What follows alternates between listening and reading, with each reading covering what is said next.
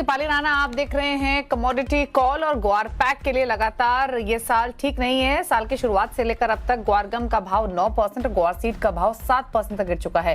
क्या है कारण, कैसी है डिमांड, मंडियों में कैसी है सप्लाई और बढ़ती गर्मी का आवक पर कैसा पड़ रहा है असर, इन सब पर हम बातचीत करेंगे। एग्री कमोडिटी एक्सपर्ट पुखराज चोपड़ा हमारे साथ मौजूद हैं, साथ ही मेरे एसेट शेयर खान के टेक्निकल एनालिस्ट राकेश खन्ना भी बने हुए हैं। लेकिन सबसे पहले बात करेंगे महाराष्ट्र की, क्योंकि महाराष्ट्र में अभी कई जिलों में पारा 44 डिग्री तक पहुंच गया है और मौसम विभाग ने इसे लेकर अलर्ट भी जारी कर दिया है। क्या है और डिटेल समझते हैं, असीम से मेरे सहयोगी बने हुए हैं। असीम बताइए। दीपाली, महाराष्ट्र और कोंकण एरिया में गर्मी लगातार बढ़ रही है। कल जो है अकोला के अंदर टेम्परेचर 44.2 डिग्री दर्ज किया गया। इतने नहीं, बाकी भी महाराष्ट्र के जितने भी जिले हैं वहां पर उसमें से कई जिलों में तापमान 44 डिग्री ही दर्ज किया गया। अब मौसम विभाग ने अगले 3 दिन के लिए हीट वेव की वार्निंग भी जारी कर दी है। मौसम विभाग का कहना है कि अगले 3 दिन खासतौर पर कि मध्य महाराष्ट्र, विदर्भा, मराठवाड़ा जैसे जिलों के अंदर तापमान 44 डिग्री के पार ही रहेगा और उसके 4 से 5 दिनों के बाद थोड़ी सी राहत मिलने के आसार है। तब कोई बारिश का आसार बन रहा है जिससे कि थोड़ी सी राहत लोगों को मिलेगी। लेकिन अगले 3 से 4 दिन वहां पर गर्मी का प्रकोप इसी तरह से जारी रहेगा। लोगों के लिए भी चेतावनी मौसम विभाग ने जारी कर दिया। नागरिकों से कहा कि अगर आप घर से बाहर निकल रहे हैं तो आपको इसके लिए सावधानी बरतनी होगी। जो भी गर्मी के लिए प्रिकॉशंस होते हैं वो आपको लेने पड़ेंगे। जो स्टेट डिजास्टर मैनेजमेंट अथॉरिटी है उसको भी इस बात के लिए जानकारी दे दी कि आप अपने यहाँ पर SOP इशू कर सकते हैं। तो अगले 3 से 4 दिन महाराष्ट्र में गर्मी ऐसे ही पड़ती रहेगी। शुक्रिया आपका असीम में डिटेल्स बताने के लिए। तो अगले 3 से 4 दिन गर्मी के मिजाज जो हैं वो काफ़ी तेज़ रहेंगे, जैसे असीम ने यहाँ पर बताया महाराष्ट्र रीजन में। और हालांकि अब इस मौसम के मार का असर हम महाराष्ट्र ही नहीं बाकी स्टेट्स में भी देख रहे हैं। अब इसका क्रॉप्स पर क्या इम्पैक्ट होगा उसको भी एनालाइज करना बहुत इंपॉर्टेंट रहेगा। इन्हीं पर हम बातचीत इनफैक्ट करते हैं। हमारे साथ एग्री एक्सपर्ट पुखराज चोपड़ा बने हुए हैं, ग्वार पैक पर भी उनसे बातचीत करेंगे, इनफैक्ट उनसे कनेक्ट करेंगे। लेकिन एक बार पूरा एग्री कमोडिटी बास्केट आपके सामने लेकर आते हैं और देखते हैं किस तरीके का रुझान आज के कारोबार में देखने को मिल रहा है। उसका स्ट्रैटेजीज पर भी फोकस करेंगे। हमारे साथ राकेश खन्ना मेरे एसेट शेयर खान से ऑलरेडी बने हुए हैं। इनफैक्ट एक बार स्पाइसेस की पॉकेट दिखाते हैं और ग्वार की पॉकेट दिखाते हैं। ग्वार सीड अभी 1% नीचे कारोबार करते हुए दिखाई दे रही है और साथ ही ग्वार गम में भी हमने नरमी ही देखी है। इनफैक्ट ये 2 ऐसी कमोडिटीज रही हैं जो काफी रेंज में कारोबार करते हुए दिखाई दी हैं। पुखराज चोपड़ा हमारे साथ मौजूद है। ग्वार से इनफैक्ट शुरुआत कर रहे थे। पुखराज जी नमस्कार, स्वागत है आपका। तो पहले तो ग्वार पैक को लेकर आपका व्यू क्या है, हो क्या रहा है? इनफैक्ट पिछले कई महीनों का आप ट्रेंड देख लें, लगातार प्राइसेस अंडर प्रेशर ही रहे हैं। फंडामेंटल्स हालांकि उतने कमजोर नहीं है। आप कैसे देखते हैं इस प्राइस मूवमेंट को? देखिए, इसमें कोई बड़ा मूवमेंट इसलिए नहीं है कि लोगों का ध्यान भटका हुआ है। सारी एग्री कमोडिटीज जो वायदा के अंदर है उसके अंदर वॉल्यूम नहीं है और वॉल्यूम नहीं आने से जो ये कभी हॉट कमोडिटी हुआ करती थी वो इस पर अब कोल्ड कमोडिटी हो गई है एक तरह से। तो इसमें बड़ी तेजी मंदी का रुझान ही कम हो गया। आप देखिए, पिछले पूरे साल से एक ही जगह भाव पड़े, कभी 200-300 रुपए घट गए या 200-300 रुपए बढ़ गए। उसके अलावा न तो डॉलर की तेजी का इस पे असर आया है, न अभी IMD वेदर सूखा बोला है उसका इस पे असर है और न ही निर्यात का कोई असर है। निर्यात भी लगातार मैडम बराबर हो रहा है। 25,000 टन मंथली का जो एवरेज है वो बराबर लगातार हो रहा है, पर उसके बावजूद भी वॉल्यूम की कमी के कारण इसमें बहुत ज्यादा उठापटक नहीं है जी।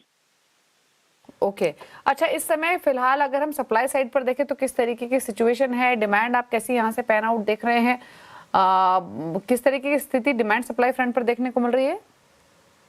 देखिए, सप्लाई तो अभी बिल्कुल नहीं है। जो भी सप्लाई आ रही है वो गोडाउन से निकल कर आ रही है। किसानों की सप्लाई तो बिल्कुल बंद है। अभी किसानों की सप्लाई तो जीरा, इसबगुल, सरसों और चना के अंदर है। जो स्टॉक का माल है वही आ रहा है।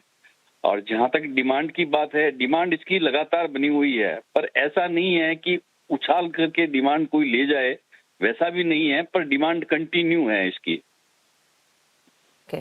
अच्छा, एक चीज और बताइए पुखराज जी, जो ये हीट वेव की स्थिति हम देख रहे हैं महाराष्ट्र रीजन में, कुछ और स्टेट्स में भी इनफैक्ट जो गर्मी है वो पिछले 2-3 दिन में तेजी से बढ़ती हुई दिखाई दी है। चिंता है कहीं ना कहीं कि जो रबी क्रॉप है, जो पूरा सीजन है उसको कहीं ना कहीं इम्पैक्ट कर सकती है। माना तो ये जाता है कि 102 डिग्री 3 डिग्री तक भी तापमान बढ़ेगा तो उसका भी काफी असर होगा। आप कितना इम्पैक्ट किन स्टेट्स में कैसे देखते हैं?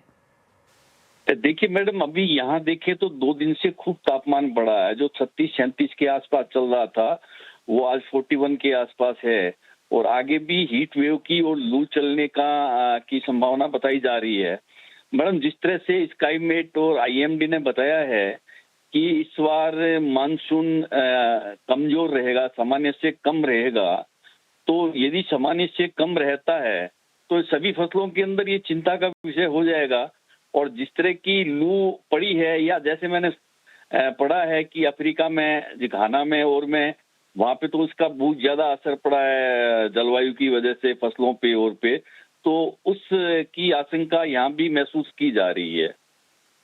और खास तौर से पुखराज जी, वीट पर आप क्या इम्पैक्ट देखते हैं? क्योंकि कुछ रिपोर्ट्स हमने पढ़ी भी थी, उसमें भी यही कहा गया था कि हीट वेव्स की वजह से, बढ़ती गर्मी की वजह से जो मिल्क फेज में है क्रॉप वो जल्दी मैच्योर हो गई है, जिसकी वजह से जो ग्रेन का साइज भी श्रिंक होने का डर बना हुआ है, और स्मॉलर ग्रेन अगर रहेंगे तो यानी ओवरऑल यील्ड पर भी इम्पैक्ट रहेगा, देन इवेंचुअली फार्मर्स इनकम। जी मैडम, इस बार देखिए ऐसा तो सभी फसलों के साथ हुआ है।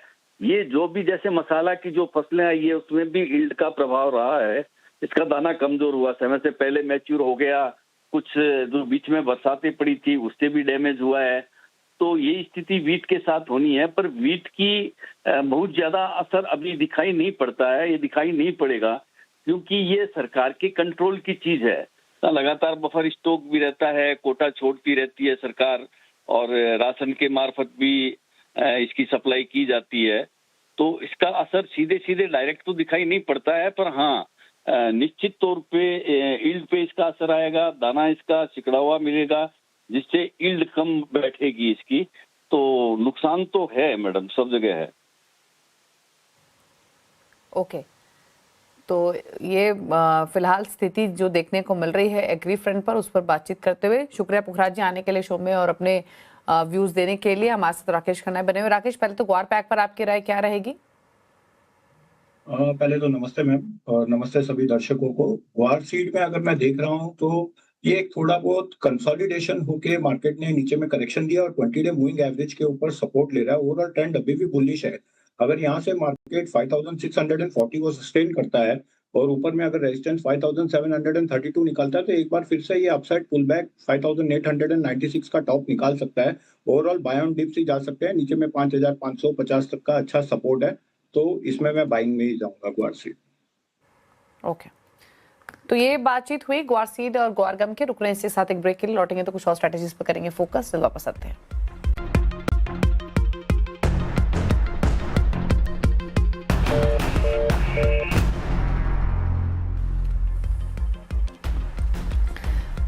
आप देख रहे हैं कमोडिटी कॉल। राकेश खन्ना हमारे साथ बने हुए, बात करते हैं ट्रेडिंग स्ट्रैटेजीज की। राकेश बताइए पहले तो आपकी ट्रेडिंग कॉल्स क्या रहेंगी?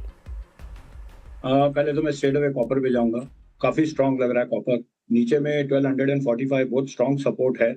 अगर डिप मिलता है तो इसे बाय करना चाहिए 1255-60 पे। ऊपर में 1325 का टारगेट लग रहा है। और दूसरा मैं जाऊंगा क्रूड पे। क्रूड पे कल फर्स्ट टाइम देखेंगे कि मार्केट ने एक पॉजिटिव क्लोज दिया है। नीचे में 8433 जो कल का लो है, ये बहुत इंपॉर्टेंट सपोर्ट है। अगर डिप मिलता है तो इसे भी बाय करना चाहिए। और ऊपर में जो कल का है 8726, अगर वो निकलता है तो एक बार 9000 और 9150 लेवल का टारगेट देखने में मिल सकता है। ओवरऑल ये दोनों में ट्रेंड बुलिश लग रहा है। ओके, और बुलियंस पर क्या राय रहेगी आपकी इन जनरल ओवरऑल, अगर ब्रॉडर पॉइंट ऑफ व्यू से देखें तो? बुलियंस में एक पैटर्न चल रहा है। आप जब भी नोट करोगे कि क्रूड ऑयल जब भी बढ़ता है तो गोल्ड सिल्वर गिर रहा है, और जब भी गोल्ड सिल्वर गिरता है तो क्रूड ऑयल बढ़ता है। तो अब क्रूड ऑयल में मुझे पॉजिटिव लग रहा है यहाँ से। और गोल्ड अगर डॉलर टर्म में भी देखे तो $5400 से ये करेक्शन हुआ है नीचे तक $4098 तक। तो ओवरऑल ये करेक्टिव स्ट्रक्चर है जिसमें एक पुल बैक आ रहा है जो अपसाइड की तरफ मूव कर रहा है, जो बुलिश स्ट्रक्चर है। अभी प्राइस 20 डे 50 डे सब मूविंग एवरेज शॉर्ट टर्म के ऊपर ही है, बट ओवरऑल ये पुल बैक अभी भी ऐसा नहीं है कि यहाँ से एक फ्रेश तेजी हो जाएगी और फ्रेश ऑल टाइम हाई मार देगा मार्केट। नहीं, we have to look after it कि 4850 और 4900 ये बहुत इंपॉर्टेंट रेजिस्टेंस है ऊपर में। और मार्केट अगर शाम को इसको टच भी करता है तो but then also we have to look कि मार्केट इसको ब्रीच करता है कि नहीं। बट इंडियन रुपी टर्म में अगर आप देखोगे तो एक बहुत बड़ा इंपैक्ट है। मार्केट एग्जैक्टली अपने ट्रेंड लाइन रेजिस्टेंस, जो फॉलिंग ट्रेंड लाइन है, वो रेजिस्टेंस की तरफ ही है। और कल का हाई जो था 1,55,500 and 1,56,000 is the very crucial resistance to look after it. और जो कल का लो है 153,563 एंड 152,700, ये बहुत इंपॉर्टेंट सपोर्ट है। और मार्केट आप देखोगे ये रेजिस्टेंस पे आके थोड़ा एक consolidation with a negative structure बना रहा है धीरे धीरे। तो अगर ये ऊपर में निकलता है 156 के, then we can see a spike till 160 164 consolidation में। अगर यहाँ पे ये फेल हो जाता है और सस्टेन नहीं होता ऊपर में 155 156 पे, we can see a little bit correction towards the down term till 152. Overall, the reversal will be only below 149,700. जब तक बाय ऑन डिप्स में जा रहा है, बट शॉर्ट टर्म ट्रेंड अभी भी बुलिश है, मगर ओवरऑल लार्जर टर्म देखा जाए तो कंसोलिडेशन बेरिश में ही चल रहा है मार्केट। सिल्वर में on the other hand it is consolidating with the very good resistance on the upside at 252 and 256, same like gold. ये भी 20 डे 50 डे मूविंग एवरेज में चल रहा है, पुल बैक है जिसमें हायर लोस बन रहे हैं, बट ओवरऑल ये करेक्टिव स्ट्रक्चर है। तो इवनिंग में ये देखना बहुत इंपॉर्टेंट है कि मार्केट सस्टेन होता है कि नहीं। अगर ये बार मार्केट 248 के नीचे सस्टेन होता है, then it will be the continuation of bearish trend. अगर ऊपर में निकलता है 256 जैसे मैंने कहा, तो 260 और 265 लेवल का टारगेट भी दिख सकता है। So it will be very crucial closing this week to decide where the trend is going.